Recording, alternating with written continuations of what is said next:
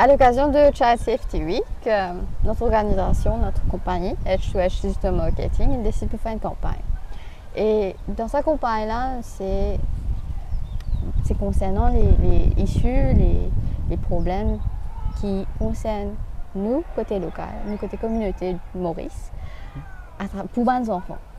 Et nous décidons de contacter eux pour donner un aperçu de certains différents aspects de ce problème qui touchent les enfants ici à Maurice, mais aussi dans un contexte international.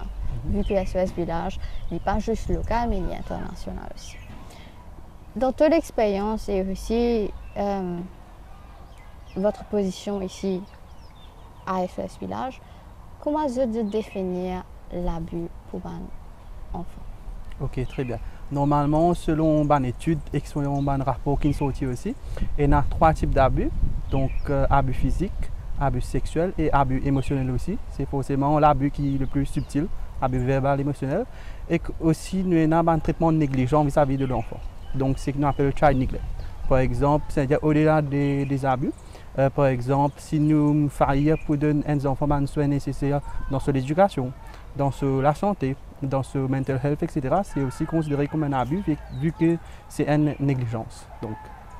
Concernant ce type d'abus-là, est-ce que tu es capable d'expliquer nous un petit peu plus en détail de comment ça, un type d'abus-là affecter les enfants? Très bien. Toujours, une étude prouvée qu'un abus qui les enfants subissent dans l'enfance ou la petite enfance, il y a un impact direct sur le développement et un impact direct sur le futur adulte qui peut être. Par exemple, une étude a aussi prouvé qu'un enfant qui est abusé pendant son enfance, forcément, il peut avoir un trait de caractère de sociopathe, voire de psychopathe aussi.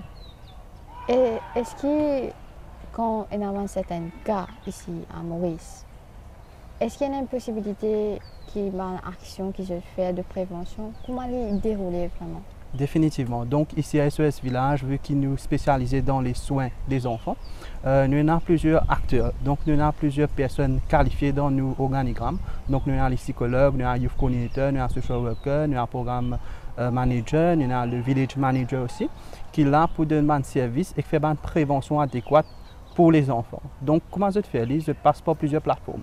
Par exemple, si nous identifions qui est par exemple sexual abuse, il est capable d'un risque.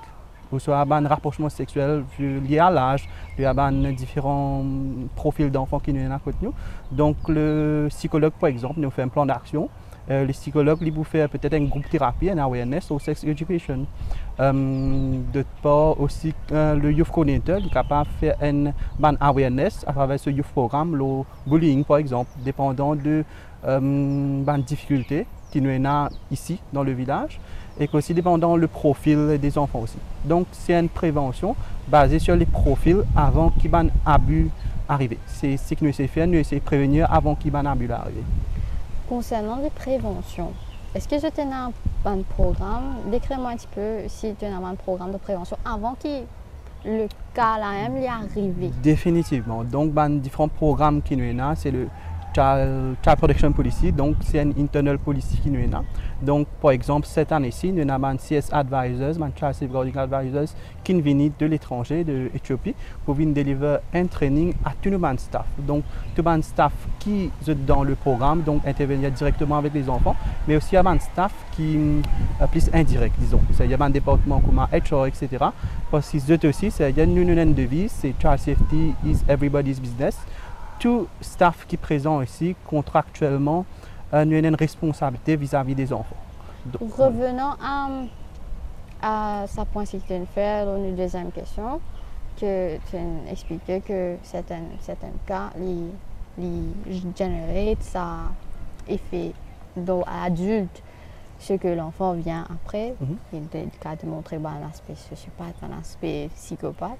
Ben, est-ce que quand un enfant grandit, surtout quand il y a un cas comme ça, il passe par un trauma comme ça, pour éviter aller dans sa direction de, tu vois, un lack of empathy qui après, make lui souffrir, ben, est-ce qu'il y a un genre de training qui arrive pour faire l'intérêt pas juste dans la société, mais aussi pouvoir se heal away from that traumatizing situation?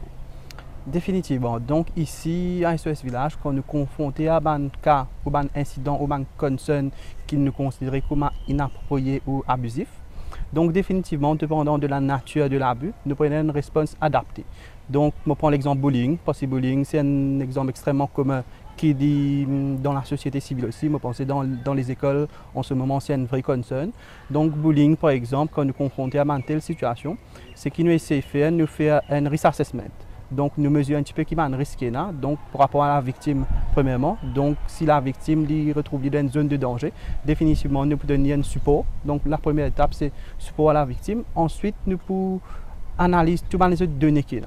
Donc, par exemple, nous faisons un plan d'action pour la victime et pour l'abuseur aussi. C'est-à-dire, nous n'avons pas oublié qu'il y a un abuseur qui est capable d'avoir des enfants aussi, et que c'est aussi peut-être un enfant qui n'a pas un bon guide qui besoin, ou soit c'est le facteur émotionnel qui fait qu'il peut réagir ainsi. Donc, le response, toujours pour de manière pédagogique et professionnelle. Par exemple, nous avons le art thérapie ici, qui peut un petit peu booster le self-esteem des enfants, ou soit qui permet aussi peut-être extérioriser certaines émotions qui ne peuvent pas arriver partager à travers le parler ou l'écrit. Donc c'est un petit peu le process qui nous a. À côté de ça, nous avons le psychologue qui peut faire une one-to-one sessions spécifiquement par rapport à l'incident qui est arrivé là. Et nous avons le youth coordinator et le social worker aussi qui peut faire un suivi du dossier. Pour terminer, chez les enfants, vous êtes venus ensemble avec un adulte. Il ne faut pas oublier qu'il y a une connexion les enfants et les adultes. Mais est-ce qu'il est déjà arrivé que vous êtes fait un suivi avec les enfants ensemble, dans un encadrement familial concernant leurs parents, s'il y a un problème qui est capable de résulter je sais pas moi, une violence qui arrive? Définitivement. Donc, il n'y a pas nécessairement un cas d'abus, peut-être il y a un problème relationnel même. Donc, je prends dans nos setup internal, donc SOS Village. Donc, nous avons une intervention qui nous appelle un petit peu de family thérapie, qui nous fait internal, qui est capable l'enfant avec ce qui arrive, travailler le bonding un petit peu. Mais aussi, c'est qui nous fait aussi dans la communauté. Donc, nous avons aussi des bénéficiaires qui trouvent dans la communauté, les enfants même et les adolescents, et que nous avons un programme qui s'appelle le FSP programme, Family Strengthening Programme, qui donne ça un service. Donc, Family Empowerment, notamment à sa famille là, notamment comment renforcer les liens, comment prévenir les abus, comment éduquer la communauté concernant les abus émotionnels notamment. Donc voilà un petit peu ce qui est un service qui nous donne et internal et dans la communauté aussi en guise de prévention. On sait tous que c'est pas facile d'avoir ces cas d'abus et pour regarder ça tous les jours, c'est quelque chose de super training sur la mentalité et la conscience aussi. Mais merci beaucoup pour cette interview. Merci à vous. Merci beaucoup à vous.